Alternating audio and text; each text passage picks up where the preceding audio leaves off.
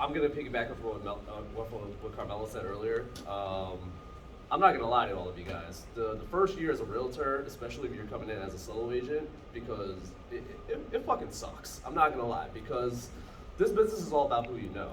And when I first started in this business, I didn't know anybody. It took me 3 years before I first met Gabe and everything. When I'm sitting, I just so happened to pick up a job working for Michelina. Shout out to Michelina for giving me my staging jobs.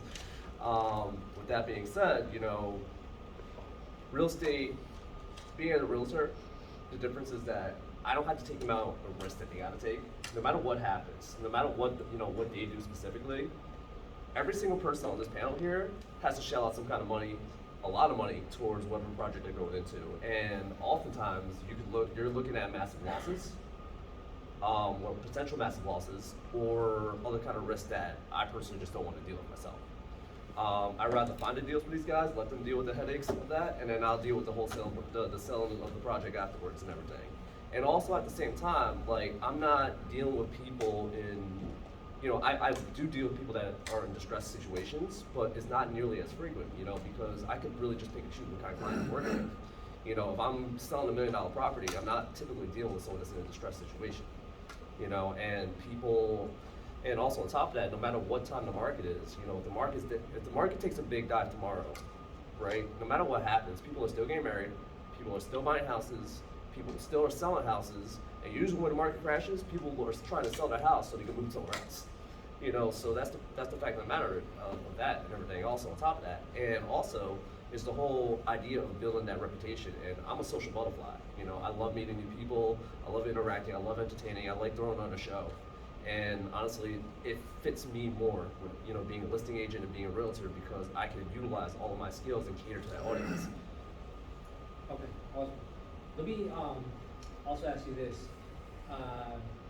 if you had the opportunity to add something else into your repertoire, what would it be? Would it be wholesaling? Would it be landlording? Would it be rehabbing? Would it be lending? What else would you do as a realtor? Honestly, my next step is probably going to get into the buy and hold game, which is the landlord game. Okay. I've learned how to manage people, manage my team, and obviously manage my sellers and et cetera, et cetera. I know there's a lot of headaches that come with being a landlord as well, but if you have the right team, that seems to be a lot more seamless.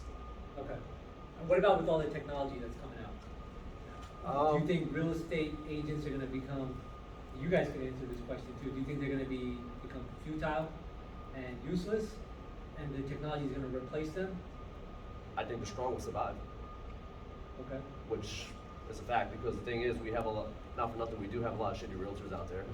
We deal with a lot of realtors that don't know their job, don't know how to, just don't even know how, proper etiquette and how to be human beings, Yeah. And eventually those people are not going to get any more business, because the way the market's going to shift. Because why pay someone that's going to do a half-ass job when, you can just pay an online service, whereas someone like myself or someone like, the lovely lady I replaced today, when we walk into a room and everything, we're offering our services, we're offering top-notch marketing, we're offering all the bells and whistles that you're not going to get from someone else that walks into that door, on top of the knowledge, on top of the information, and those are the things that I don't think an online service could ever replace. Because like, if Amazon's selling your house, you got some guy selling your house out in Texas, he doesn't know anything about New Jersey.